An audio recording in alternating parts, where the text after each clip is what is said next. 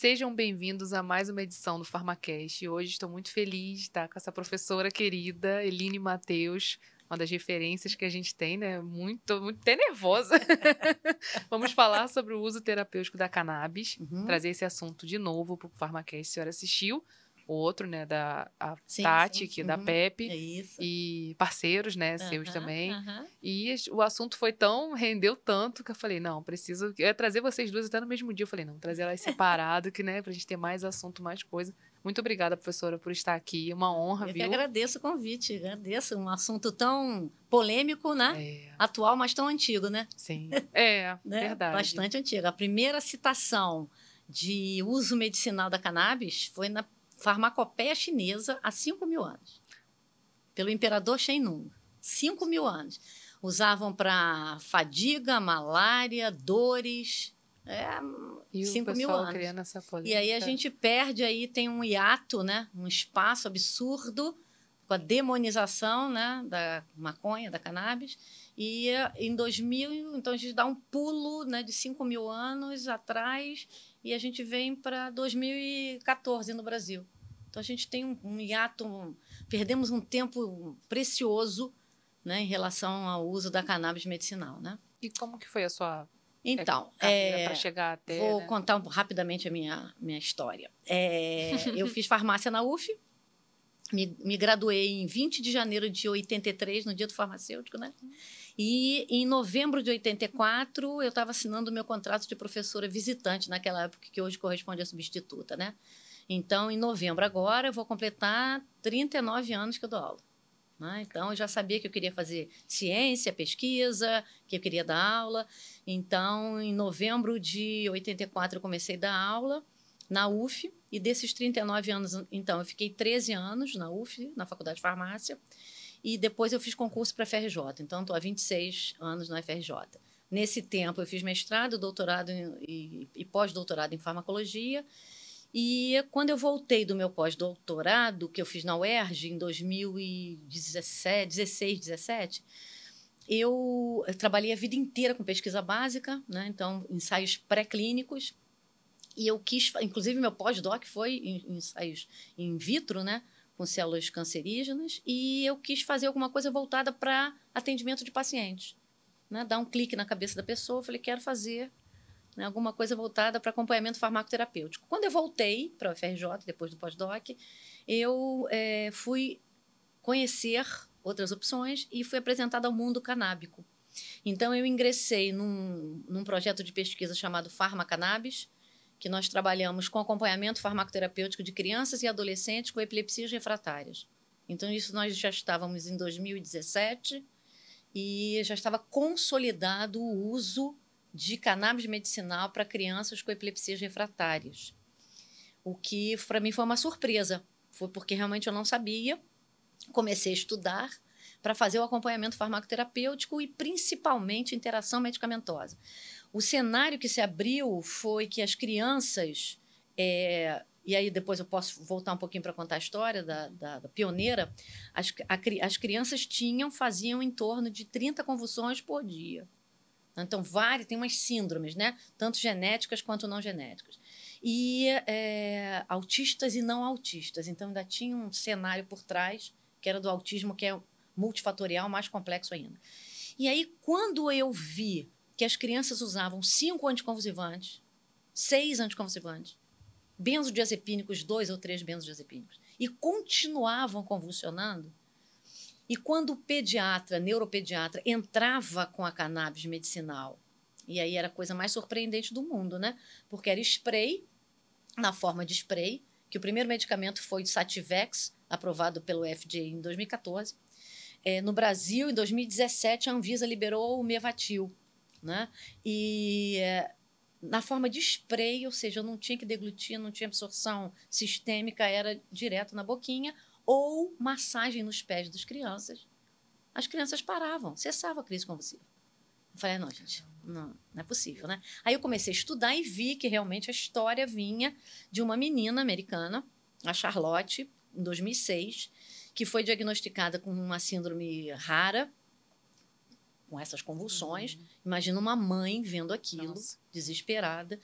E exatamente nesse esquema terapêutico tradicional, né, de uso de anticonvulsivantes clássicos.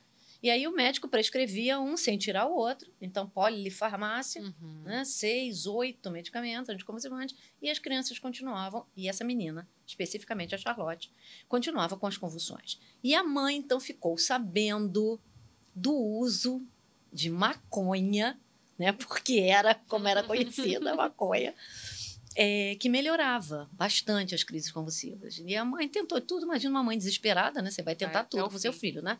E aí ela tentou, então, usar a cannabis, a maconha, e nos Estados Unidos, então, na forma de suplemento, ela misturava na comida da menina.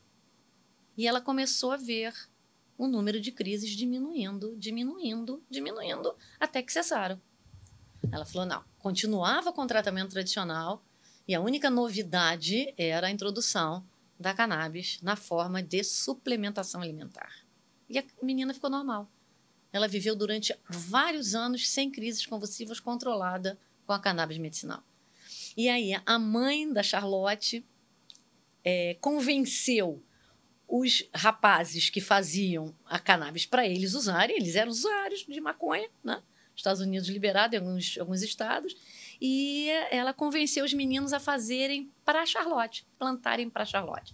E aí eles fizeram isso, iniciaram um projeto na internet chamado Charlotte's Web, uma página, onde ali eles começaram a disseminar o uso da cannabis para crianças com epilepsia.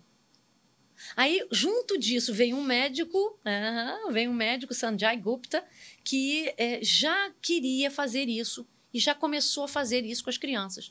Então, a pressão dos pais com essas crianças com síndromes raras, em cima dos médicos tradicionais, né, para que eles começassem a utilizar cannabis, foi mais uma pressão. Então, a Charlotte ficou conhecida como a menina que está mudando, na época, né, a menina que está mudando as leis em relação à cannabis, né? Então, isso repercutiu no mundo inteiro. E quando chegou aqui, em 2013 para 14, 2013 para início de 2014, as mães com as crianças com epilepsias refratárias, na mesma condição da Charlotte, souberam disso e começaram a estudar o assunto e viram que iam tentar tudo. Então, mesmo o desespero que a mãe da Charlotte passou lá, as mães passaram aqui. E aí, em 2014, elas lançaram o filme Legal, a Vida Não Espera, que está no YouTube, convido todos a assistirem, que fala do apelo das mães para que as crianças começassem a utilizar a cannabis de forma normal, legal, que não fosse ilícito. Então, o caminho começou com a ilicitude e uma das usuárias era a Sofia, filha da Margarete, da PEP. E a Margarete foi uma que passou, e o que elas usavam, então, na época, era desobediência civil, um nome bonito para ilicitude, né?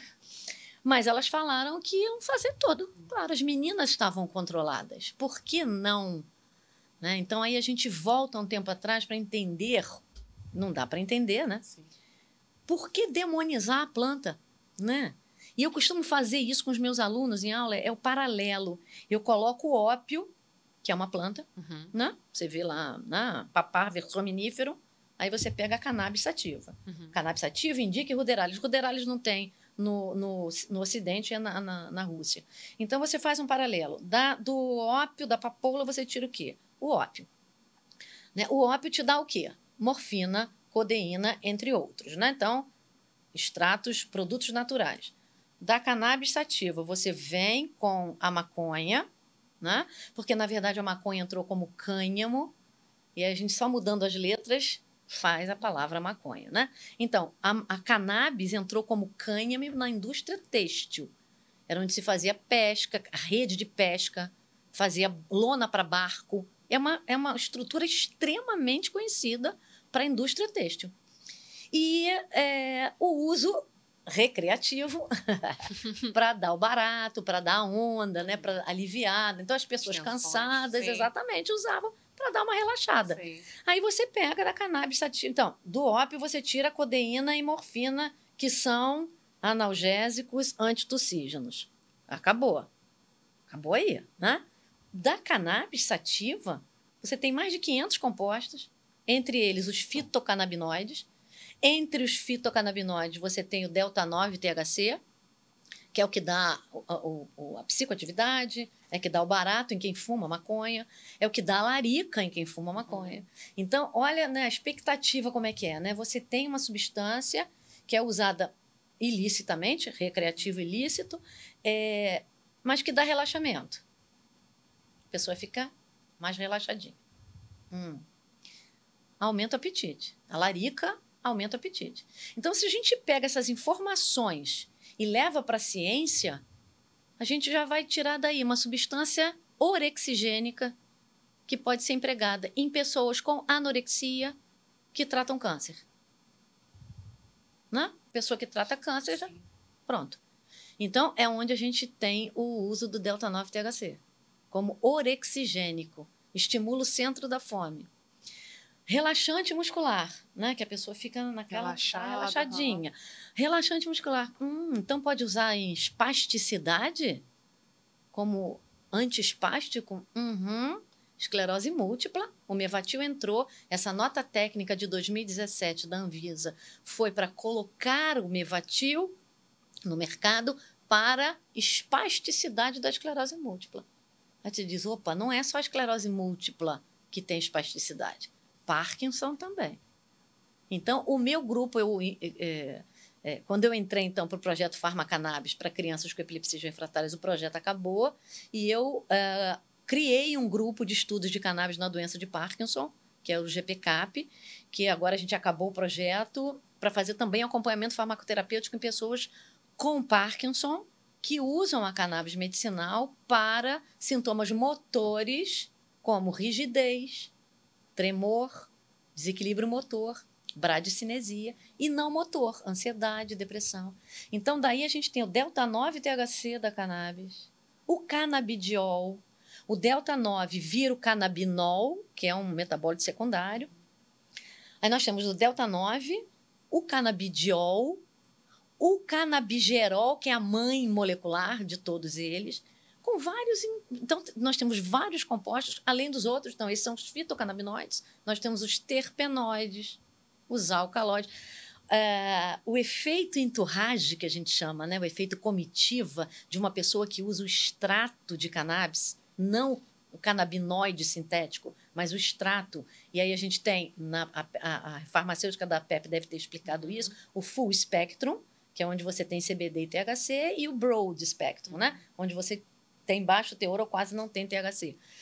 Aí você pega um extrato desse e não tem só canabinoides, fitocannabinoides. Tem os terpenoides. O que é terpeno? Óleo essencial que a gente sente o cheiro, né? O famoso cheiro da maconha são os terpenos. E os terpenos têm princípios farmacológicos, têm ações terapêuticas, que usados junto com o CBD, junto com o THC ou com a mãe, com o CBG, potencializa o efeito. É o efeito entourage, o efeito comitiva. Então, o extrato é fundamental porque não é sintético. A gente tem extração de uma determinada variedade e nós temos várias, inúmeras hoje variedades, né? E a gente classifica através dos teores de CBD, que é o que não tem atividade psicoativa, né? Tem efeito terapêutico, mas não tem atividade psicoativa. O grande problema do delta-9-THC é que ele não pode ser usado em pessoas que têm história de psicose, né? Então, a esquizofrenia, porque ele dá o barato, né? Então, ele pode disparar um processo de psicoatividade e aí a pessoa, como já tem história, pode realmente ter um quadro ruim, né? Um efeito indesejável. Mas, voltando então ao paralelo com o ópio, a gente tem... Então, tem vários compostos e o mecanismo de ação é exatamente o mesmo. Então, receptores opioides, Mi, delta e kappa, receptor canabinoide, CB1 e CB2. Receptor Mi, delta e kappa acoplados à proteína G inibitória. Receptor CB1 e CB2 acoplado à proteína G inibitória. Então, quando você tem um efeito tanto dos agonistas endógenos quanto dos exógenos em cima dos receptores, por que o ópio pode e a maconha não? O que separa? É preconceito, né? São paradigmas, exatamente, Lívia, paradigmas que a gente precisa quebrar. E como é que a gente quebra paradigma enraizado no preconceito? Com ciência. É só a ciência que vai mostrar isso. Não, me deixa triste quando eu vejo profissionais, né, da área da saúde falando que não funciona, Eu que... também. Então, esses profissionais eu nem dou conta. Não dou conta porque não precisamos, né? A Não, gente que não não precisa deles. tem comprovação, Não tem vários. Eu posso trazer aqui todos. não é? Então, É muito interessante porque quando eu faço essa pergunta, por que que o ópio pode e a cannabis não pode? Não tem resposta. Porque a ciência não responde isso, muito pelo contrário. A ciência mostra um leque de opções para o uso terapêutico da cannabis. E hoje nós temos, né, do que a gente já sabia, né, para dores crônicas, náuseas e vômitos induzidos pela quimioterapia. Então, nos Estados Unidos, nós já temos 2 produtos farmacêuticos de cannabis sintético, é um análogo sintético do delta-9-THC, usados durante e pós-QT. caramba, Para evitar conforto para a pessoa, né? Nossa, você vai fazer. Já está num processo difícil, né? Passando por um câncer. Exatamente, né? É impactante você receber uma notícia. Então, ansiedade, depressão, indiscutivelmente. E o curso da doença e o que você ganha de bônus, de combo com o tratamento quimioterápico. Então, vamos imaginar aí os agentes antineoplásicos altamente emetogênicos, como as platinas, que são usados até hoje. E aí a platina causa vômito, êmese aguda. A êmese aguda é na hora da infusão. A pessoa está recebendo a platina e tem o centro do vômito, zona do gatilho, na área quimioceptora, ativado pela substância. A platina atravessa a barreira hematoencefálica. Então, obviamente, a pessoa vai vomitar. É qualidade de vida isso? Aí você vai tratar o câncer, mas vai deixar a pessoa realmente em casa? Você não insere a pessoa no trabalho, né? Que vai ajudar no processo da pessoa passar por aquilo ali, né? Então, aí você tem os antieméticos. Ok, os antieméticos tradicionais, por que não utilizá-los? Ok, vamos utilizá-los, né? Tem a família Zetron, inibidores de receptor 5-HT3, ótimo. Metoclopramida não se utiliza mais pelos efeitos parkinsonianos, síndrome extrapiramidal. Mas por que não utilizar a cannabis? E se não quer cannabis, né, pela demonização propriamente da planta, por que fizeram sintético, então? É porque dá certo, né? Aí o sintético é da indústria farmacêutica que pode? Porque dá dinheiro? É lucrativo? Enquanto envolve a legalização da planta. Então, e essas coisas todas são importantes porque a gente só vai desconstruir trazendo ciência, comprovando, né? Então, a atualização da portaria 344 da Anvisa, que é antiga, de 98, ela sofreu uma atualização e o CBD está incluído na lista C1. Você compra hoje nas farmácias. Se você compra hoje nas farmácias o extrato, é porque você tem comprovação científica para tal. Né? E aí a gente tem um leque enorme de patologias, inclusive psiquiátricas, que a gente usa cannabis. A cannabis é tratada também. Então, além de náuseas e vômitos induzidos pela quimioterapia, todos nós sabemos que a pessoa sofre de ansiedade. A cannabis vem para tratar isso também. Então, a ansiedade não vem junto com o câncer, mas vem junto com o diagnóstico. Né? É impactante para a pessoa, porque a pessoa acha que vai morrer. Então, você tem que dar qualidade de vida. Então, náuseas e vômitos induzidos pela quimioterapia, dor oncológica. Né? O tratamento paliativo para dor é morfina. Mais uma vez eu pergunto, por que morfina pode e a cannabis não? É verdade. Entendeu? É para dor.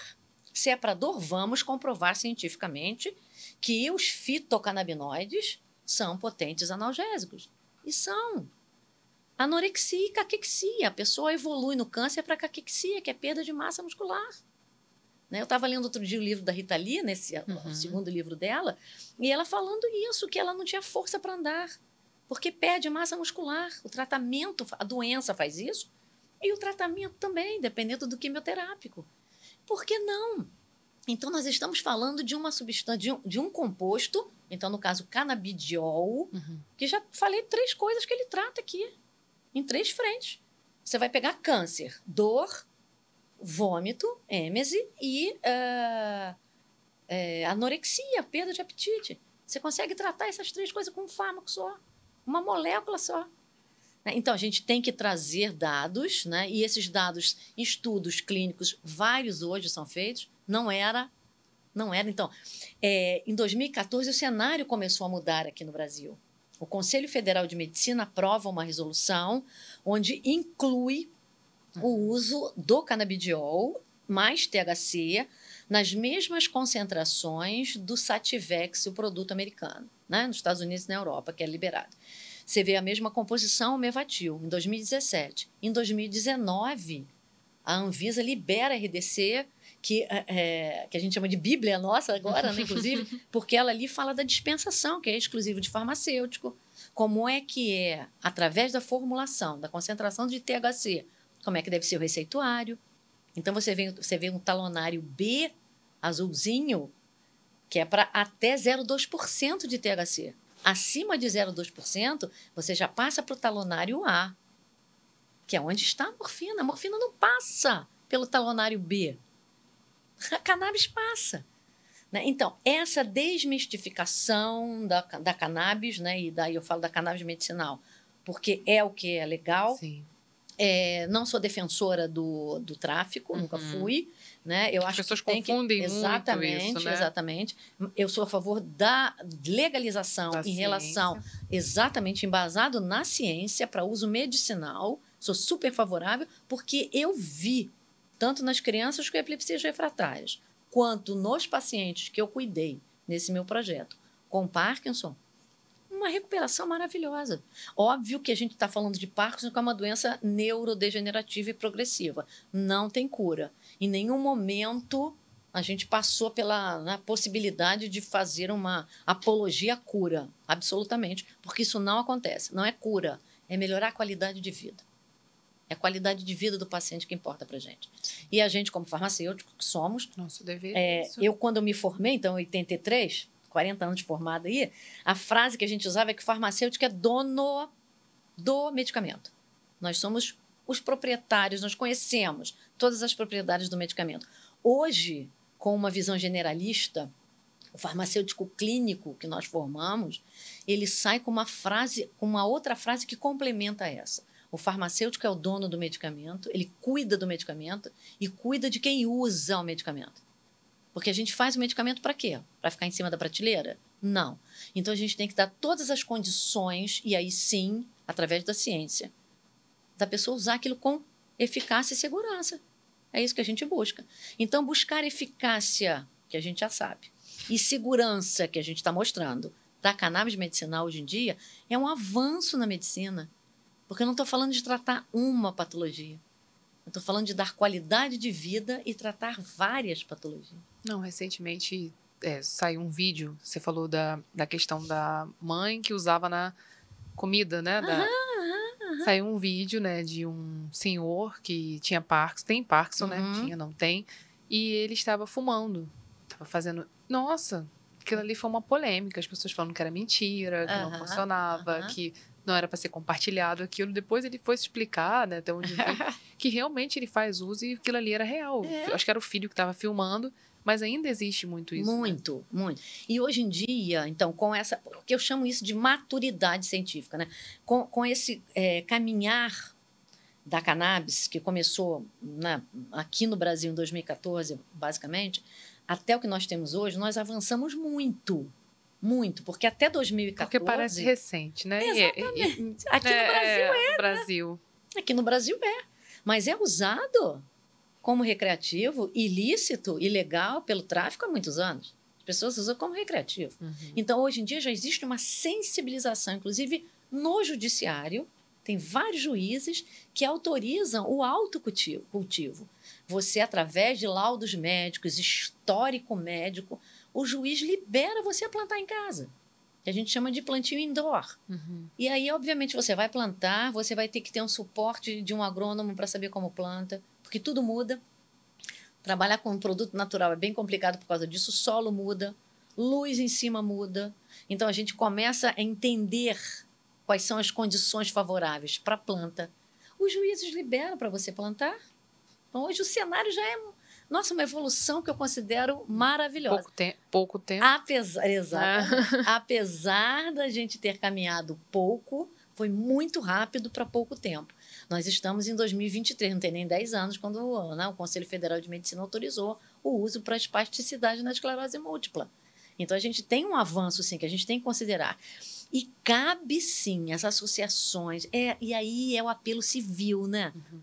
É a sociedade mostrando a importância disso. Né? Porque, obviamente, sempre terá quem condena. E isso é bacana, né? Porque isso abre um diálogo. Isso. Né? Onde a academia pode mostrar os princípios científicos Isso aí. e tentar, né? Obviamente que quem é ortodoxo, tradicional, não vai mudar a ideia. Não vai aceitar. Até um dia que precisa. Né? Não espere, igual a frase da Pepe, né? Não espere precisar. Não espere precisar. Para apoiar. Exatamente. Eu tenho depoimentos no meu grupo de pastores evangélicos que condenavam até que a menina, filhinha, começou a fazer crise convulsiva. Aí aceitou. E aí ele aceitou. Né? Então, até chegar em você, por bem ou por mal. Sempre foi assim na pandemia, né? Também a gente passou por isso. Um exemplo foi a pandemia. Exatamente. Quando morria alguém próximo, que a pessoa acreditava que o vírus existia mesmo, era de verdade, né? Era de verdade. Era de verdade, até então, né? não, era uma gripe. Infelizmente é isso, né? Então a gente espera que não precise chegar a esse ponto para que a gente possa atingir realmente um número muito elevado de pessoas que precisam. E não só no Brasil, é no mundo todo. Aí as pessoas podem dizer, mas quem não precisa também vai se beneficiar. Aí a gente vai entrar numa outra discussão, né? Porque a bebida alcoólica vende no supermercado. E você compra para comemorar em casa. Sim. Né? Você compra motivo. Cigarro de tabaco, Sim. nicotina, Faz na banca de jornal. Questão de socializar, né? Assim, vou estar feliz, então compra, né, uma festa, compra bebida alcoólica. Então, eu acho que a educação é fundamental. Então, eu entrei justamente na área de educação e saúde porque era isso. Eu acho que um povo, um país em desenvolvimento como o Brasil está, sei lá, né, desde o início, né? Um país em desenvolvimento. Nunca chega lá, né? A gente sempre é isso, a gente dá um passo para frente e 2 para trás. Por causa de pensamentos retrógrados. Mesmo que você não aceite, escuta, né? Escuta, estuda, entenda. Para você dizer, não, mesmo assim eu não concordo. Isso aí. Mas, né, tem uma base para discutir isso. As pessoas precisam de base para discutir. Né? Eu, por exemplo, nunca usei maconha na minha vida inteira. Né? E por que eu sou defensora hoje?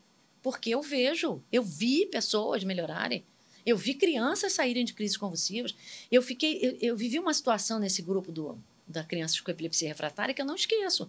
Que eu estava fazendo acompanhamento farmacoterapêutico de uma criança, de um menino autista. E ele ficava na cama, né? Com um monte de crise convulsiva. Quando ele começou a usar o canabidiol, e aí tinha essas entrevistas, as entrevistas antes da pandemia eram presenciais. Numa das entrevistas, eu recebi os pais e 2 crianças. Né? E aí, conversando, fazendo acompanhamento com os pais. Por isso que quando eu criei o meu grupo, eu criei para adulto, para Parkinson, né? Porque eu conversava diretamente com o adulto. E aí o pai me dando as informações, eu perguntando o que estava usando. E ele fala, o médico tirou esse remédio, o médico tirou esse remédio. Então, isso a gente chama hoje de desprescrição. Então, a partir do momento que o médico desprescreve um fármaco, não é para deixar a criança desprotegida. É porque ele está vendo que o outro fármaco que foi introduzido está sendo eficaz. Né? Então, hoje, a linha de desprescrição segue esse raciocínio. Muito bem. E aí, uma preocupação muito grande em crianças com epilepsia é a alimentação. Aí eu falando com os pais, vou lá, dieta cetogênica, viu? Tem que manter a dieta. Mesmo a criança sem crise convulsiva tem que manter a dieta cetogênica. Aí o pai perguntou assim para mim, e o chocolate, professora? Aí eu virei para ele e falei, chocolate, não, né? O garotinho que estava na entrevista com um celularzinho jogando, olhou para mim e falou, tia, eu não posso comer chocolate? Lívia, eu me arrepiei inteira, porque eu falei, é você? Ele não ia, ele não interagia. Tadinho. Aí foi um chororô, né? Os pais choraram, eu chorei. Aí o pai falou assim para mim, professora... E te emociona até hoje falar disso, né? Até hoje. Eu não posso... São 2 situações. Uma foi um menino e outra foi um outro paciente que eu enviei para uma associação. E aí o menino olhou para minha cara e falou, tia, não posso com chocolate? Oh, meu Deus. Aí eu falei, meu filho, eu não acredito que é você veio hoje. Aí ele, enfim, e voltou pro celularzinho para jogar, né? Aí o pai falou, professora, eu levei esse menino no Maracanã domingo. O que é isso, gente? Que devia ser o sonho, o menino né? tava no jogo, aquela agitação. Ele não participava, ele não ia à escola. Ele não interagia com outras crianças. Foi ao Maracanã com o pai. Ele falou, professora, foi o dia mais feliz da minha vida. Aí pronto, aí todo mundo chorou, né? E uma outra situação também que eu vivi, num grupo de Parkinson, é que eu indiquei um paciente, eu fui dar um curso e eu percebia para cuidadores, pacientes, pessoas com Parkinson, que quando ele botava a mão na mesa, ele fazia assim, aí ele abaixava, né? Eu, como professora que percebo tudo, aí ele abaixava a mão. Daqui a pouco ele passou e tal. Quando eu acabei a aula, a esposa dele veio falar comigo e eu falei, você não quer tentar cannabis? Vamos tentar. Eu vi como é que ele tá. Aí ela falou, ai, professora, é aquela história, né? Tenta tudo. Chega uma hora que você vai tentar tudo, né? Eu quero. E aí eu dei indicação de uma associação, que na época eu tinha parceria, e ele foi. Ele foi para lá e ele não me falou nada quando ia e tal. Eu sei que eu recebo pelo meu WhatsApp um vídeo. Ele usou na associação, experimentou a cannabis, que eles usavam vaporizando, e ele mandou um vídeo para mim. Ele falou, professora, eu tenho esse vídeo até hoje, eu não posso ver o vídeo que eu choro. Ele falou, professora, eu estou gravando esse vídeo aqui para agradecer a senhora. Ele falando, eu estou sem tremer, acabei de fazer meu primeiro uso de cannabis, de canabidiol, e eu estou aqui sem tremer. Ele em pé, encostado na janela, gravando esse vídeo para mim. Então, não tem como discutir uma coisa dessa, né? A gente vê isso, a gente chama de estudos em vida real, né? Que o paciente relata. Eu não tô ouvindo, eu não estou lendo, eu estou vendo a melhora da criança, eu estou vendo a melhora da função motora, eu estou vendo a melhora de um paciente que tinha ansiedade, que tinha depressão, que não dormia. Então, é indiscutível. Indiscutível. Os estudos precisam continuar, cada vez mais sérios, e agora sim, randomizado, multicêntrico, né? Fazer em todos os laboratórios que existem, que fazem um estudo sobre cannabis medicinal, e que aí consolide um estudo robusto, que valorize, que autentique os resultados, e que a gente possa realmente comprovar. Obviamente que o prescritor é que vai ter o discernimento de usar ou não usar. Mas ele precisa ter um embasamento científico para isso. Usar em quem? Em que momento? Qual é a dose? Por quanto tempo? É isso, a gente precisa dar essas respostas. E só a academia, só a ciência vai fazer isso. Então, é um estudo que a gente propõe fazer com os pacientes. Então, a gente faz um acompanhamento farmacoterapêutico. Esse acompanhamento farmacoterapêutico cruza, inclusive, informações isso que eu iria te sobre, quais sobre estudos interações. Que você faz hoje? Então, esse grupo meu com Parkinson, grupo de estudos de cannabis no Parkinson, nós encerramos.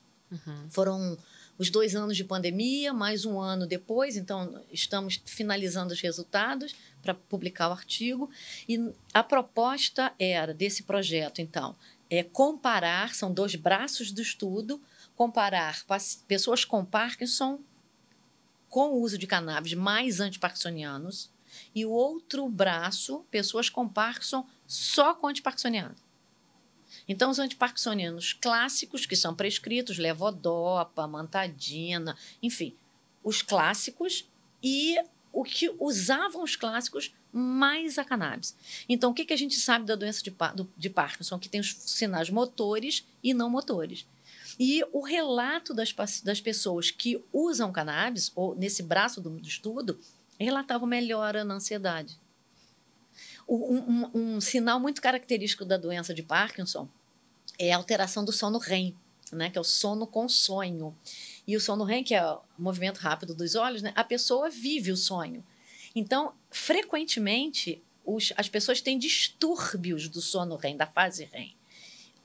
Os pacientes, as pessoas que usavam cannabis, melhoravam tanto do distúrbio do sono que não relatavam mais empurrão, chute e empurravam o companheiro e a companheira da cama. A pessoa caía da cama. Então, esses movimentos motores ficavam mais controlados. A pessoa relaxava.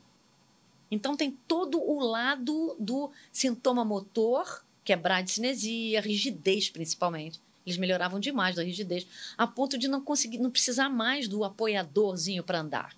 Então, melhoravam da rigidez e dos sintomas não motores. Então, esse meu grupo, a gente está terminando os dados agora de compilar, a gente compara as respostas do grupo do estudo, né, do braço, dos que usavam cannabis, com o que não usava cannabis. A gente vê uma melhora de qualidade de vida enorme, enorme. Então, nesse meu estudo, a proposta é essa. E agora, a continuidade desse estudo então, a próxima etapa, que é onde eu tenho a parceria lá com a PEP, é justamente pegar os óleos que os pacientes usam e a gente dosar, fazer a quantificação, e aí fazer análise qualitativa e quantitativa, né, do teor dos óleos, do teor de THC e CBD em cada óleo. Então, a gente vai correlacionar o uso de CBD, o uso de THC, o uso da combinação deles, e tem um médico da equipe que também prescreve o CBG, com a melhora dos sintomas motores e não motores da doença de Parkinson. Então, isso é E o acompanhamento farmacoterapêutico, que é importante que os farmacêuticos que estão nos ouvindo eles percebam da importância, né? É que a gente pode trazer mais qualidade de vida com acompanhamento farmacoterapêutico. Por exemplo, o uso da levodopa, a levodopa é, apesar dos pesares, o padrão ouro no tratamento da doença de Parkinson. Mas a levodopa é um aminoácido. Ela vai virar dopamina, né? Então, a dopa é dihidroxifenilalanina. O dihidroxi, as duas hidroxilas vizinhas do mesmo aneromático, dá o nome de catecol. Né? Então, a dopa, apesar de ser catecol, ela é um aminoácido ainda que precisa ser descarboxilado para virar dopamina, só amina. Então, tem que ser descarboxilado. Mas ela é um aminoácido e quando a pessoa usa a levodopa precisa de um transportador de aminoácido que nós temos no estômago e no intestino para ganhar corrente sanguínea. Ou seja, se a pessoa usa a levodopa próximo de alimentos ricos em proteína, a gente diminui a absorção da levodopa. Então, o que eu fazia? Quando o paciente dizia para mim, a levodopa às vezes não faz efeito em mim. Eu falei, impossível. Impossível, vamos lá. Que horas que a senhora toma? 11 horas. Eu falei, que horas que a senhora almoça? 11h40, 20 para mim. Eu falei, tem que esperar uma hora. Uma hora. Mas ninguém falou isso para mim. Importância. Eu falei, a importância do acompanhamento farmacoterapêutico. Então, o que eu fazia? Aprazamento. Eu pegava, ajustava. Que horas que a senhora quer comer? Eu prefiro comer 11h30. Então, a senhora vai comer 11h30. Vai tomar o seu levodopa 10h30 ou vai tomar 1 hora depois, 1h30, dependendo da quantidade de proteína que esteja na alimentação. Simples assim. Na consulta seguinte, ele dizia, nossa, mas eu melhorei muito. É uma coisa, entre aspas, simples, né? Simples. E o farmacêutico tem que estar atento a isso. Então, interação entre alimentos e outro grupo que usa em Parkinson, inibidores da monoaminoxidase B. Então, a gente tem selexilina, rasagilina e safinamida, que interagem com alimentos ricos em tiramina. Então, a moclobemida, que é inibidor da MAO-A, e os inibidores antigos, como fenilzina, não podem ser utilizados. Então, é simples assim. É tirar o alimento rico em tiramina do paciente.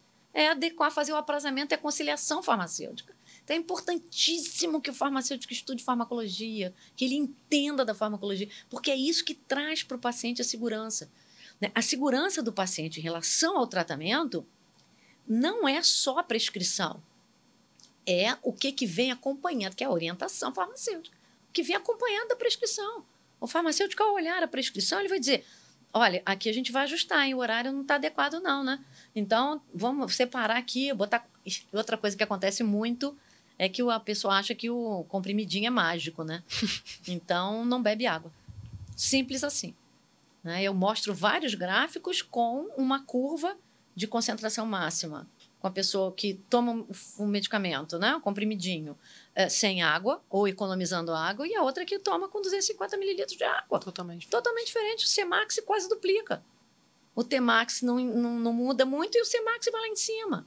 Então, é água. Isso é aconselhamento farmacêutico. A gente vai dizer, olha, mas o comprimidinho é tão pequenininho, dá para beber com a saliva. Não, com a saliva não pode.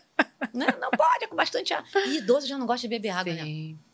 Idoso tem isso. Então, pegar um grupo de Parkinson, sair de crianças e adolescentes e ir para Parkinson, que é paciente, que a gente acha que só dá em idoso, né? Acima dos 65 anos, não. Eu tenho no meu grupo pacientes que foram diagnosticados aos 40 anos. 35 anos diagnosticados com Parkinson. né? E aí a gente vê, então, agora a gente não fala mais que é uma doença de idoso. Né? É mais prevalente no idoso, mas tem o Parkinson precoce, que é diagnosticado antes dos 40 anos. E aí, né, imagina o impactante para o paciente, para a pessoa, lidar com uma doença neurodegenerativa progressiva e que ele sabe que vai acabar na cadeirinha de roda ou na caminha. É muito complicado. Então, é um impacto social muito grande. Fora a vergonha, né? Igual você falou do outro, né? Do seu paciente que escondia a mão, né? Vergonha. Constrangido, então, exatamente. As pessoas estão... E as pessoas olham. Olham, mesmo, né? olham. Mas aí o que eu falava, né? A gente tem que também dar uma de psicólogo, né? Eu falava para os pacientes, mas isso, gente, não dá em poste, né? Dá nas pessoas, não na gente. Então, é aceitar. A gente tem que aceitar a doença. É o que a gente chama de o protagonismo. O paciente é protagonista da sua doença. E por isso a gente ensinava também o autocuidado. O que os pacientes têm que fazer, o que as pessoas que, a partir daquele momento, sabendo que não tem volta, como é que eles vão lidar com isso? Eles não podem ser pesados, né, emocionalmente, nem para eles, nem para a família. Né? Então, é muito importante que a família, a rede de apoio, né? E essa rede de apoio não é só em casa, é uma rede de apoio também multiprofissional, importantíssimo para levar adiante o paciente. Mas é impactante, tanto para criança e adolescente. Imagina um adolescente saber que tem crise convulsiva e não pode tomar bebida alcoólica quando ele vai para uma festa. Né? Impacto, né? É impacto. Então é isso, a gente lida com esses estímulos e como é que a gente vai reagir frente aos estímulos. Essa é a consequência da vida. Né? É a maneira com que você reage frente aos estímulos. Então, o que puder melhorar em qualidade de vida, a gente tem que contribuir.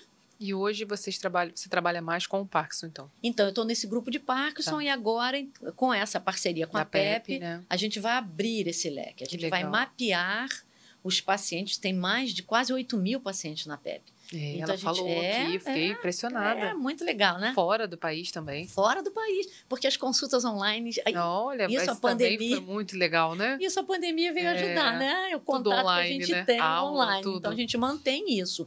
Então, a gente vai mapear os pacientes e cada paciente, então, de acordo com a sua classificação de doença, o seu diagnóstico, a gente vai colocar qual é o óleo que está sendo utilizado. E a gente vai conseguir olhar, né, abrir um leque enorme de opções aí para tratar tanto doenças neurodegenerativas, psiquiátricas, dor, né? Dor, fibromialgia, endometriose, que a gente estava falando antes, dor, né? E a gente trata... Por que está essa loucura nos Estados Unidos com opioide? Para dor. E muitas vezes dor não é física, é dor emocional, que o opioide não trata, né? É verdade. Não existe cannabis. Não existe analgésico para dor emocional, né? Não existe. Então tem que ter todo um apoio e melhorar a qualidade de vida, coisa que o opioide não faz, muito pelo contrário. Né? O opioide debilita mais a pessoa. Né? A cannabis medicinal, principalmente o canabidiol e o CBG, a mãe, né? Canabigerol, vem para isso. Mostrar que você pode utilizar essas substâncias com muito mais segurança do que usar o ópio. Com muito mais segurança, inclusive em termos de redução de danos. A gente usa hoje cannabis para tirar pacientes de heroína, usuários de cocaína, faz redução de danos com a cannabis. Sabe? Então, há muita coisa ainda para ser estudada. Sim. Não podemos negligenciar nenhuma informação, né? Então, a gente não coloca só as coisas boas, a gente tem que falar das coisas que acontecem efetivamente. Então, os prós e os contras, né? Como todo e qualquer outro fármaco. Não existe fármaco isento de efeitos colaterais adversos. Não existem. Né? Todos eles têm o seu combinho, né? Que eu falo, comprou um, leve um e ganhe 10. Né? E a cannabis também faz isso, indiscutivelmente. Mas numa escala de segurança e eficácia, você tem muito mais benefícios, né? Benefícios do que riscos. Muito mais. Infelizmente, nosso tempinho tá chegando. Passa rápido, né? Eu ia falar assim na mensagem no final, falar assim, fala dos... Mas olha quantos efeitos terapêuticos você falou já. Muitos. Perdi até as contas aqui. Muitos, né? Mas se a gente tem a internet aí como um aliado, né? Uma boa... Muito forte pra gente... você usou até uma palavra no início, demonização? Isso, né? Tirar tudo isso que as pessoas criam em cima de um tratamento. Na verdade, é desconstruir paradigmas antigos, arcaicos, sem embasamento algum, e construir um caminho novo aí. Ajudar a construir esse caminho novo que começou aqui em 2014. E quando a Tati esteve aqui, né, que é a farmacêutica da PEP, você já estava convidada e tudo mais, mas foi depois que ela veio, as pessoas falam, não, eu botei a caixinha de perguntas, chama a Eline, por favor.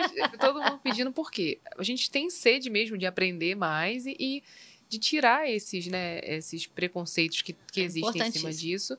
E queria que você deixasse uma mensagem para todo mundo que está assistindo, né, sobre o seu trabalho, sobre tudo que você está vendo. Eu acho que a mensagem mais importante que eu tenho para dar aqui para todos que estão nos ouvindo, né, o profissional da área de saúde tem um compromisso muito forte com a sociedade, muito grande, né? Não é o simples fato de você estar ali na frente. A relação médico-paciente, que todos nós sabemos, é uma relação que contribui muito com o tratamento, e o farmacêutico está reconquistando um espaço que nós já fomos protagonistas, né?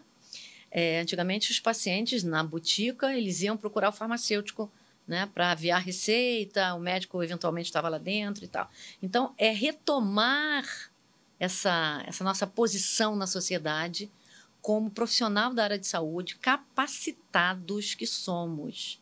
Né? Porque o curso de farmácia é um curso muito puxado, muito. Eu costumo dizer que tem que saber química, física, biologia e matemática para a vida toda, a partir do momento que você entra no primeiro período. Então, a contribuição que o farmacêutico tem para dar tem que ultrapassar a timidez, tem que ultrapassar a insegurança. Então, o farmacêutico hoje é o profissional que cuida do medicamento e de quem usa o medicamento. Então, nós temos que ter embasamento, estudar e estudar. Né? É disciplina, disciplina e disciplina. Então, uma frase muito interessante de Aristóteles é que nós somos aquilo que fazemos com frequência. Então, tem que criar um hábito de fazer. E o hábito para profissional da área de saúde é estudar, é se atualizar sempre. Não dá, porque hoje a ciência, como é global, e aí a gente tem internet para isso, se você se desatualiza, em um dia você já perde o fio da meada. Então, é estudar sempre, porque não é para ficar com o conhecimento para a gente. Né? E uma outra frase que eu também gosto muito é de Einstein, né? A pessoa pode tirar tudo de você, menos o conhecimento.